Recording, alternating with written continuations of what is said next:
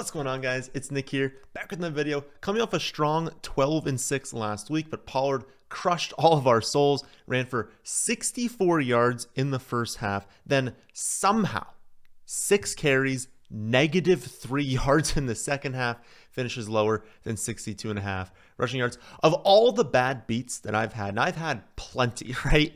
That one probably hurt the most, but we look forward to week 8. Definitely some spots we want to be attacking this week. First up, we've got Oduze, higher than 33.5 receiving yards. Oduze has gone higher than this in 3 of the last 4 weeks. He's a rookie coming off bye, which hasn't hit recently. It's not something that it's like, oh, every single time the week after the bye, we see a massive spike in production from rookie wide receivers. It's just a trend that we see historically that if you look after the bye in the weeks following, they do see more involvement, but he also gets a plus matchup with the Commanders. The Commanders defense has definitely improved. So remember last season, you were targeting them every single week, and every single week, the top wide receiver was dropping a nuke against them. They're not the smash matchup that they used to be, but they still do funnel targets to outside wide receivers. They are still the 3rd best matchup for wide receiver catch rate. Maybe this is just me willing a player that I like to succeed, but at the end of the day, you do still have what is an elite wide receiver prospect paired with an elite quarterback prospect, both coming off of their bye. It's a plus matchup, and the projection is only 33.5 receiving yards. That can be met with 2 receptions. Oduze does get the ball deep downfield. He's going to be out there, 80, 85% of the snaps. Again, he's going to get downfield opportunities. Washington runs the 7th most man coverage in the NFL. They've also been the 4th worst at defending man coverage. Oduze has the best separation score among Bears wide receivers versus man, 14th best in the NFL. And that's the thing. I feel like he's been better than people think when they look at the box scores, they watch the games. It's just that Caleb just hasn't really noticed him a few times deep downfield. We've only had a couple of games, right? We've had 7 weeks. They've been on bye. So they've played 6 games so far. He's had 6 games in the NFL. A few of those he was like a little bit banged up for. One of them, he did have a very good game. If he hits on like 2, let's just say 2 of those downfield targets that he's wide open for and Caleb missed them, it's a completely different narrative for him in the industry. In fact, among the 15 best separators versus man coverage this season, only 3 of them have a target rate versus man below 18%, and Oduze is the only one below 15%, way down at 11%. Again, he's getting open. Caleb just hasn't really seen him. I think they're going to use the bye to get Oduze and Caleb more on the same page, and so underdog projection of 33.5 receiving yards, I think, is too low. I would take higher on that. I also like Javonte Williams, higher than 61.5 rushing yards. What I'm about to say is probably going to shock you, so prepare yourself, but the Broncos are 10.5-point favorites this weekend. Denver. That's how bad this Bryce Young-led Panthers team is. In Bryce Young's 2 starts this season, the Panthers have a combined 13 points, and their opponents have averaged 40.5 rush attempts against them. Teams just know that Trae Young stinks, that the Panthers' entire defense is trash, but especially their run defense, and so the game plan is so easy. Don't be aggressive. Don't push the ball downfield. Run the ball. You're going to be successful running it. You're going to gain a lead. Drain the clock. Be conservative. You're going to win if you implement that game plan.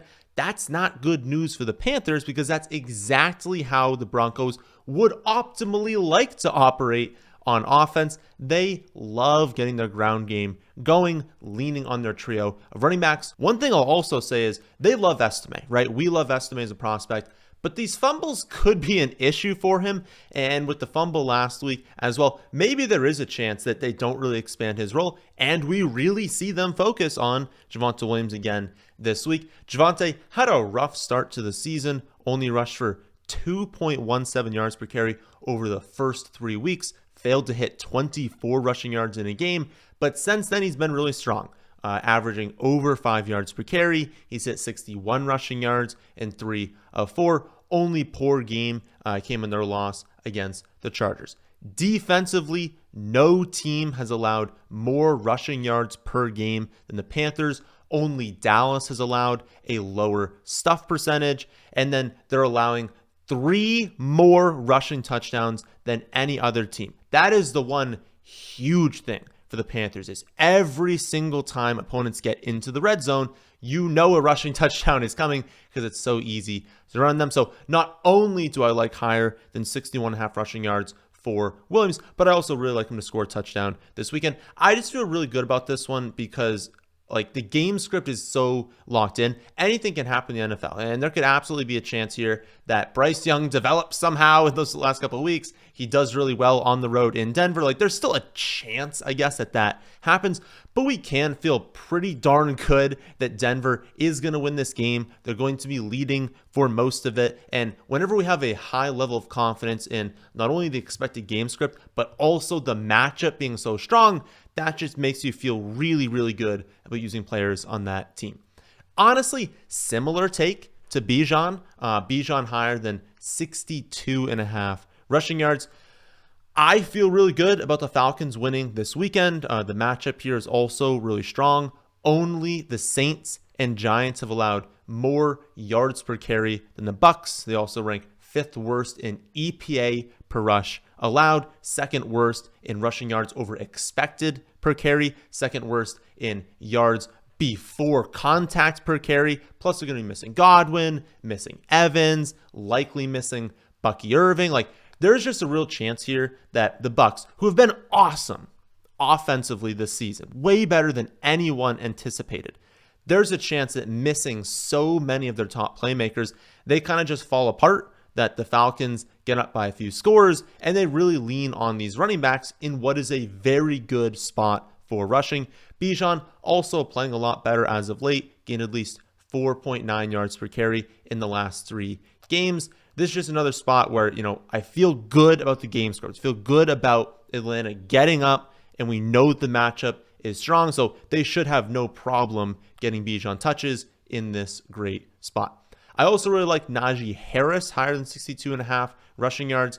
Never feels good taking a Steelers player. And honestly, doesn't feel good taking higher on a player in a 36. I think it was 36.5, down to 36-point total right now. But we know the Steelers are home. They are nearly touchdown home favorites. So even though the total is very low, at least most of those points are on the Pittsburgh side. And we know this Giants run defense is terrible. Giants allowing the most yards per carry in the NFL, the most gains of 10 or more yards, 3rd highest EPA per rush allowed, the most rushing yards over expected per carry. They also have the dreaded duo of being really bad before and after contact. Like some teams allow a ton of rushing yards before contact, but then they're good at tackling, so at least get you down. Some teams stuff you a lot of the time, a high stuff percentage, but then, they let big plays open. They struggle at tackling. Giants are bad at both. They're not only allowing the 6th most rushing yards before contact per carry, but also the 5th most yards after contact per carry. So running backs run untouched for a while, then they also struggle to wrap up the running backs after they finally get to them. Not good news against a Steelers offense that ranks 3rd lowest in pass rate over expectation. Pittsburgh likely to get up. When they get up, we're going to see a heavy dose of Najee Harris. One final running back before we rapid fire some other spots is I like J.K. Dobbins higher than 76.5 rushing yards. That's going to feel like a really aggressive total. And it is really high. 76.5 is a really high projection for Underdog to put out there. But what if I told you that of all these rushing spots we've talked about so far, the best one is actually here. The best one is actually against the Saints. They have been a joke defensively recently. And to be fair, a lot of that, like a huge portion of that, is injuries. Like to start the season, they were not this bad because they were more healthy. But I don't know that any team has been more injured than the Saints. And you look at their recent performances. I mean, 102 rushing yards and a touchdown to Kareem Hunt 3 weeks ago. 277 yards, 2 touchdowns to Bucs running backs 2 weeks ago, and then 225 yards, 2 touchdowns to Denver running backs last week. I talked about this in the rankings video. It's like those are not the best rushing offenses in football. Those are honestly like mediocre rushing offenses, and yet they're getting absolutely ripped apart by these teams. They're now allowing the third most rushing yards per game, second most yards per carry, third worst stuff rate, second most EPA per rush, and the most yards before contact per carry. The Chargers honestly have struggled more than expected to run the ball. We figured they'd be one of the best rushing offenses in football, and that hasn't necessarily translated yet, especially recently. The thing is, you look at the last 4 opponents, they've all been top 10 in rushing efficiency allowed. Like, they're not running into terrible run defenses and doing bad. They're playing decently strong to elite rush defenses. Well, now they get a matchup with the number 1 rush defense, at least as of late, like the number 1 matchup that you want running backs going against. So it's a lofty projection for Underdog put out there, but honestly, I think Dobbins has 100 yards and a touchdown this weekend. So those are my favorite 5. Let's rapid fire through a few more. I like Sam LaPorta, higher than 34.5 receiving yards. The Titans do have a very strong defense, and so I'm not looking to attack the Titans every week. It's just that the Lions offense is better. J-Mo is suspended. While LaPorta hasn't been like amazing this year, he went higher than his projection higher than this projection in 15 of 20 games last season. He's done so in 4 of 6 games this season. So that's 19 of 26 games. He has gone higher than this projection in his career. And again, J-Mo not going to play this weekend. That just kind of solidifies his target share more. Doesn't mean he's going to have a 30% target share, but he doesn't need a 30% target share to go higher than 34.5 receiving yards. I also like taking a shot on just this Browns passing offense in general. If you've got a strong take on which player goes off, I'm totally fine going with anyone. Ravens, definitely a scary team to go against, but they've been a lot weaker against the pass than expected. 4th worst in EPA per pass allowed, have allowed the 5th most yards per pass play. They're facing the 3rd highest opponent pass play rate just because their offense is so good, their run defense is so good. Teams are like, well, I can't really run the ball, and I'm also losing by 2 touchdowns, so I should probably start throwing it. They've struggled with tackling. They're allowing the 3rd most yards after the catch over expectation. They've allowed the 3rd most passing touchdowns, the most passing yards per game. We also know Winston's not going to throw a pick or two and just cower away. Like, he's going to chuck the ball downfield. He is going to be aggressive. And so I like Winston higher than 227.5 receiving yards. Cedric Tillman higher than 35.5 receiving yards. And then Judy higher than 43.5 receiving yards. Again, not expecting a nuke here, right? I don't think Winston goes out there, throws for 400 yards with these skill players, but I do think he's going to be okay. I think that he can get higher than this projection, and especially if they fall behind. And if he does that, the projections on his skill players aren't that high, and it's not like they're going to like their 5th and 6th receiving options here. They are going to focus on their top end players, so I do like higher on all of them, and I would honestly put them together, right? I wouldn't just pick one. I'd use those 3 and add on something from a different game. You would want to correlate a little bit with Baltimore, but I honestly don't see anything on Baltimore that I love from a projection standpoint, so you can totally do it if you want to and add some correlation. I just didn't see anything I loved. One final pick, Marvin Harrison Jr., higher than 47.5 receiving yards.